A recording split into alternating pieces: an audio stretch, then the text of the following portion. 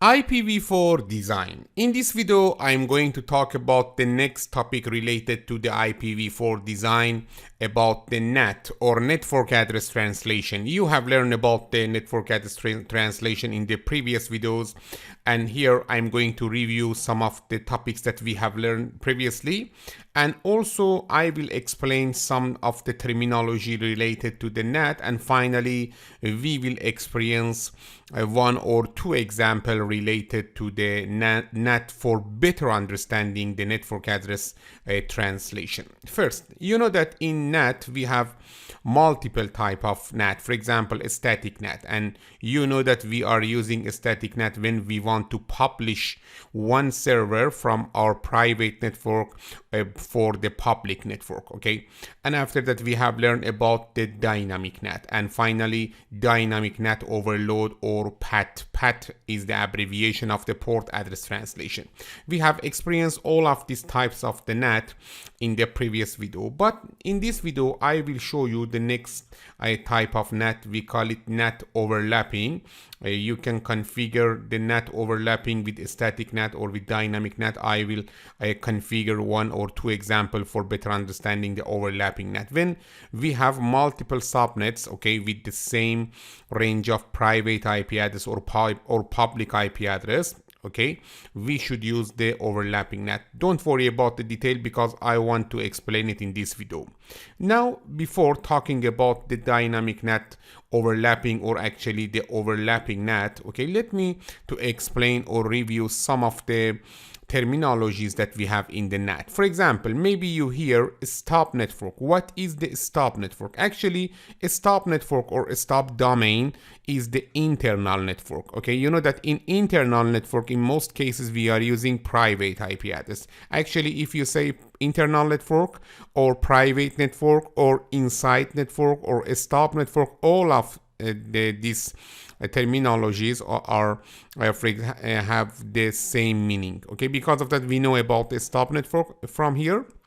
A stop network means the internal network that might be using private IP addresses. Also, we have public network, and you know that public network or internet is the outside of our company or outside of the stop network. Actually, the inside of our company is calling stop network. The outside of our company is calling the public network. In most cases, the public network is a network in the internet, or it is residing in the internet, or it is the internet itself. Okay, and you know that addresses in the public network can be reached from the internet. Actually, in most cases in public network we are using public IP addresses. In a stop network we are using private IP address. Okay, a stop network means inside of our company or private network. Public network means outside of our company or outside of the stop domain. Also, we have learned about some of other terminologies related to the NAT. Let me to review them first. Inside local address. Look at here. Inside local address is the IP address of the stop network's computer. And you know that when we say we are talking about the inside local net addresses, actually it means that we are talking about the real IP address of the device. For example, this computer now has this IP address 192.168.10.100. Because of that, inside local address is the real IP address of the device that resides in the internal network or in the stop domain. Okay, when we talk about the inside global address, okay, this is the translated IP address of the device that reside in the internal network or in the stop network. Look at here. Both of inside local address and inside global address are the IP address of the computers that we have in the stop network. But when we are talking about the inside local address, this is the IP address in the inside network or in the stop network. And when we are talking about the inside global address, this is the IP address of the stop network at public network. It is so important to understand the meaning of these terminologies correctly. When we are talking about the inside local address and inside global address, both of them, okay, means the IP address of the inside or stop computers, okay, stop network computers or host. But when we say inside local means the IP address in a stop network. When we say inside global means the IP address of the inside computers at the outside network, at the global network. Okay, it is so easy. Also, maybe you encounter with other types of the NAT. In other types of NAT, maybe you encounter with the term, with two terms, outside local and outside global. Here it is so simple to understand. Look at here. For example, here we have one computer at the outside network, at the public network. Okay, because of that outside global and outside local, both of them are related to this computer's address. Okay, and when we say when we talk about the outside global address, this is the real IP address of the device that reside in the internet outside desktop domain.